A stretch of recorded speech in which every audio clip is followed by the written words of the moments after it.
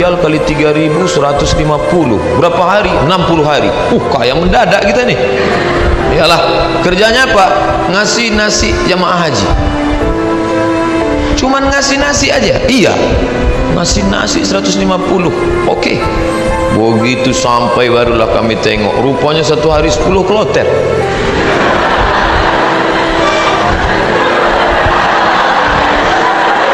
Satu kloter 400, 10 kloter 4.000 orang yang mau dikasih.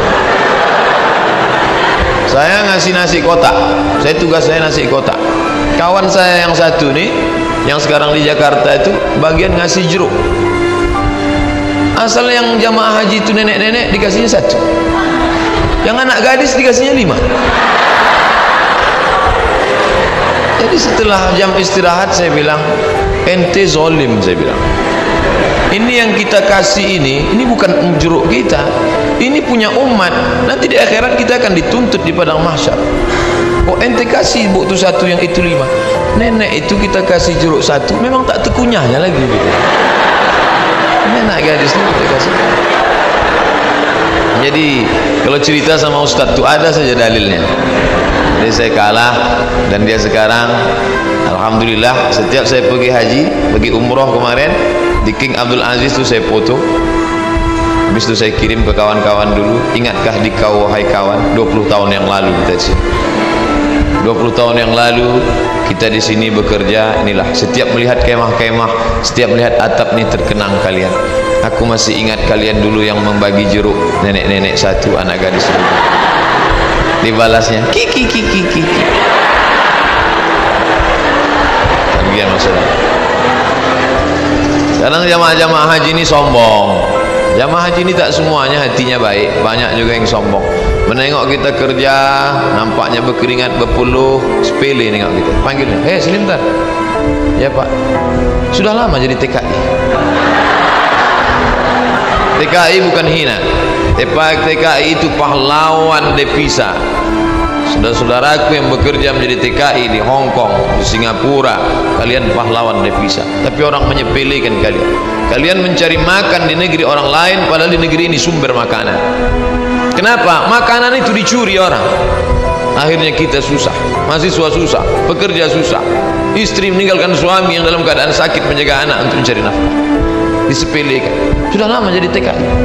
Kami ini mahasiswa Pak. Di mana kalian belajar? Di Kairo. Asal dari mana? Riau. Memangnya tak ada universitas di Riau? Ada Pak, cuman 1 semester 5 juta.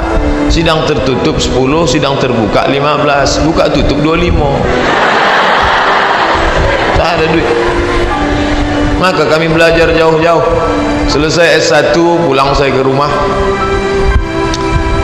Haji Abdul Somad LC titelnya, lagi cemas. Ke bawah tak berakar, ke atas tak berpucuk. Tak tahu apa mau dibuat. Pulang ke rumah menengok kebun sawit ada di rumah. Banyak Pak Ustaz? Tak banyak, cukuplah untuk 7 keturunan. Kalau tak dijual-jual. Lalu kemudian saya pun pergi ke kebun 2-3 hari, seminggu 2 minggu. Kata mak saya, Mat, kau pergilah dari kampung nih. Kenapa? Pokak telinga aku dah. Masa kuliah di luar negeri balik ke kebun juga. Akhirnya pergi saya ke Malaysia melanjutkan S2 untuk menyelamatkan telinga mak saya. Mengambil S2. Di mana sekarang Somad? S2. Negeri ini tidak menghormati ilmu. Sampai di Malaysia jumpa sama kawan-kawan dulu yang sama sekolah. Engkau di mana sekarang nih? Aku ambil master lah. Subsidi rumah, subsidi beasiswa, subsidi, semua dapat subsidi. Kita di mana? Di parkir motor di tempat yang jauh. Begitulah keadaan. Padahal sama-sama orang Melayu, bahasa kita sama, bentuk kita sama, hidung sama-sama jongkok. Tapi nasib dia tegak, kita sujud terus. Itu yang terjadi. Saya kuliah di UKM, Universiti Kebangsaan Malaysia. Banyak orang nanya saya, kenapa tak ambil UIA? Kenapa tak ambil IIU, International Islamic University? Kenapa tak tak ambil Malaysia? Kenapa tak ambil UM, University Malaya? Kenapa ambil UKM? Dia tak tahu di UKM tu bisa ngutang. Tapi saya tak selesai karena saya pemburu beasiswa. Tiap hari searching, browsing, mancing, launching. www.google.com beasiswa pakai bahasa Arab, minhah dirasiyah, enter. Dapatlah peluang beasiswa. Dan saya selalu masuk di warnet Fakultas Sains di UKM. Saya tak mau di fakultas saya, FPI namanya, Fakulti Pengajian Islam. Saya masuk ke Fakultas Sains karena di situ internetnya gratis. Dan orang Malaysia itu tak tanya-tanya, ditengoknya muka saya pula, muka-muka anak sains kan.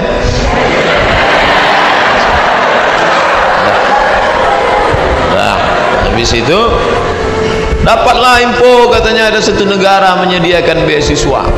Nama lembaga yang memberi beasiswa itu AMCI, singkatan dari Agence Marocaine Coopération Internationale. Akhirnya saya ajukanlah proses doa minta ampun. Biasanya saya doa gini aja, tapi untuk beasiswa aja. Ya Allah, minta tolong aku. Mau balik ke kampung aku tak sanggup, telinga udah pokak. Mau balik ke Riau kerja tak ada siapa yang mau menolong. Mau lama di Malaysia ni hutang sudah lagi ni, tolonglah dapat beasiswa. Rupanya orang yang teraniaya itu doanya makbul. Minyak kita dimakan orang, minyak kita disedot orang, kita ni teraniaya. Allah kasihan nengok, ini hambaku, kata malaikat, kasih dia. Diterimalah saya mendapat beasiswa. Sampai kawan-kawan saya heran, ente dapat beasiswa dari mana? Darul Hadis. Nilai ente waktu di Azhar apa? Good, excellent, very good, good, gagal. Nilai saya good dan saya diterima. Tidak ada sejarah orang asing diterima di Darul Hadis dengan nilai good. Semua mesti very good, tapi saya diterima. Allah tahu, Allah kasihan. Ini wajah penuh dengan penderitaan. Akhirnya saya diterima di situ dan saya pun belajar dengan penuh suka duka dan dipatok 24 bulan mesti selesai. Nama titelnya DESE, Diplôme Études Supérieures Approfondies. Tapi tak saya tulis itu karena titel itu Diplôme Études Supérieures Approfondies, desa, kampung. Akhirnya saya tetap pakai yang Inggris punya, LCMA. Walaupun banyak yang nanya, apa LCMA itu Pak Ustaz? Lagi cemas menghadapi apa-apa dan apa-apa. LC itu diambil dari bahasa Inggris, licence, diambil dari bahasa Perancis, licence, artinya ijazah. Orang ini sudah punya ijazah, ajaza yujizu ijazah, dia boleh mengajar. MA itu sebetulnya bukan titel saya, daripada ditulis DESA, tapi DSK PNS ditulis DESA karena waktu mendaftar dulu dikatakan tulis menurut titel negara asli, Diplôme Études Supérieures Approfondies. Lalu kemudian saya pun pulang membawa 2 ijazah, LC di kiri, MA di kanan. Ada orang memanggil, sinilah ngajar ke kampus kami? Tak ada. Ada orang mengangkat karena ente sudah pontang panting, tunggang langgang, lintang pukang, maka kami angkat menjadi PNS? Tak ada. Malah kehadiran kita dianggap sebagai ancaman, kita disepelekan, kita diremehkan. Perjuangan panjang, mau pergi kemana lagi? Tetaplah tinggal di sini. Akhirnya kabar itu datang juga, Riau Pos, beritanya kecil 2 jari. Penerimaan dosen 30 orang. Datang saya membawa map ke lantai 3. Assalamualaikum. Waalaikumsalam. Kuat salamnya, semangat kan? Bu, katanya ada penerimaan dosen di sini ya? Ya, saya mau melamar jadi dosen. Kata ibu tuh, Pak, kalau mau melamar jadi dosen harus S2. Tak yakin dia saya S2. Pondok saya buka atas saya tunjukkan ijazah saya, tengoknya, apa ini kata dia, rupanya tak bisa dia baca. terus Arab semua. Datang pegawai dari dalam, atasan dia, coba tunjukkan ke yang di dalam. Tunjuk, dibacanya, tengok siapa yang punya ijazahnya. Ini orang, Abdul Somad, guru saya dulu. Kemana aja ente hilang selama ini? Hilang, kata dia saya. Akhirnya setelah melewati proses panjang, ini fotokopi, saya mau jadi dosen pak, fotokopi ijazah, transkrip nilai, legalisir, semua oke, sudah pak. Ada lagi yang belum Somad. Apa pak? Surat kesehatan dokter. Ragu dia saya sehat, tak tahu dia saya tahan tegak lama nih. Pergilah saya ke puskesmas Jalan Harapan Raya sebelah kanan. Masih ingat saya tempatnya sekarang. Sampai ke situ, assalamualaikum bu, waalaikumsalam, saya mau ngurus surat sehat. Ya sebentar ya. Tak lama sudah itu datanglah bidan, baju putih, jilbab putih, rok putih, membawa balon warna hitam kecil. Pasang. Sebentar ya pak ya. Iya, katanya mau memeriksa detak jantung. Memang jantung saya tak normal detaknya waktu itu. Cantik pula bidan tuh. Itulah, periksanya lah. Habis itu keluarlah, buatnya sehat. Anda sehat. Ini suratnya. Saya mau cepat balik, saya tariklah surat itu. Saya menarik, dia menarik.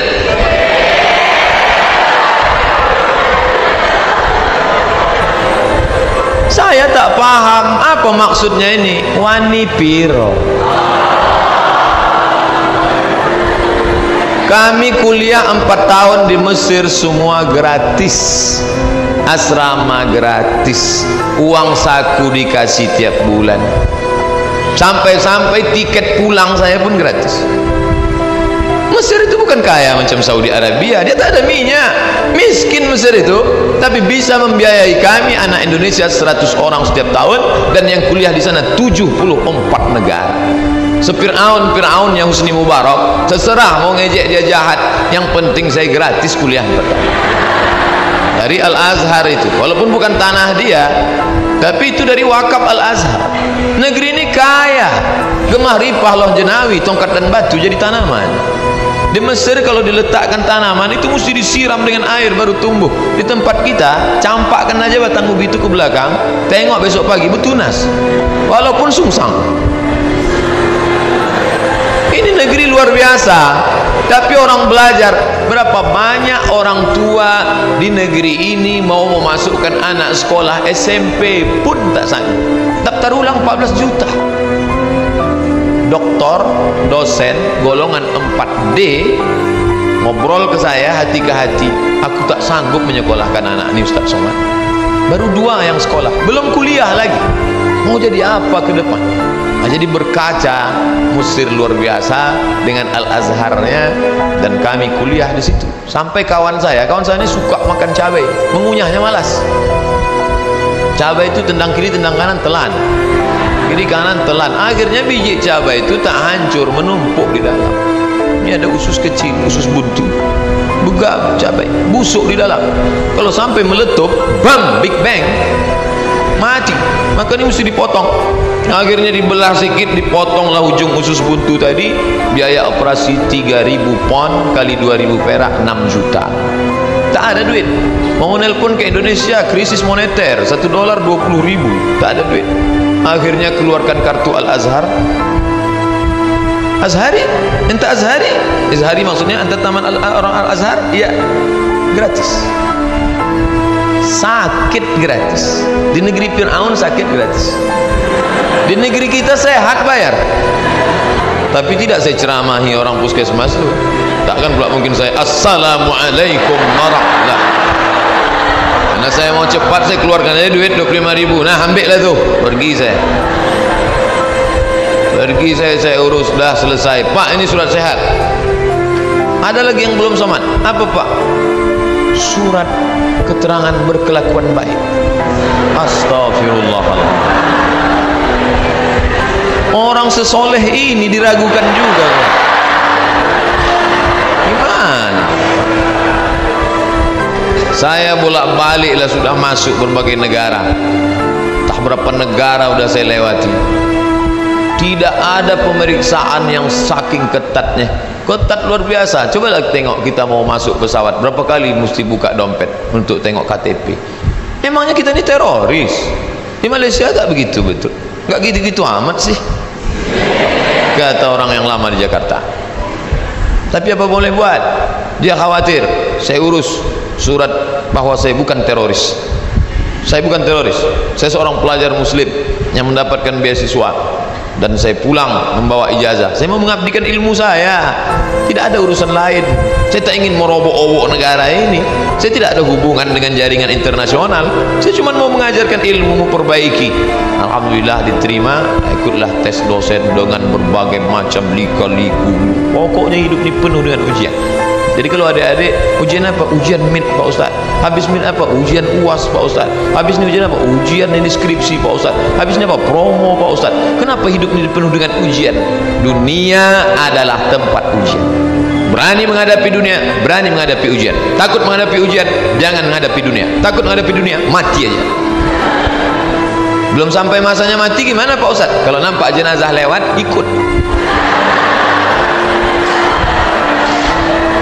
Itu apalagi hidup di dunia.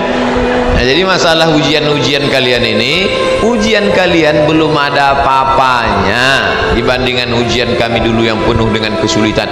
4 tahun gak jumpa orang tua, itu luar biasa. Ustadz aja yang bilang luar biasa, orang saya yang merasakannya kok.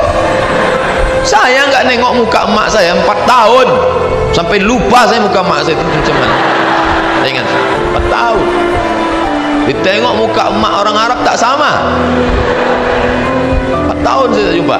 Berangkat 2002, berangkat 1998 5 September, pulang 2002 bulan November. Tapi saya sudah menyelesaikan kuliah di bulan Juli. 3 tahun 10 bulan selesai S1 saya.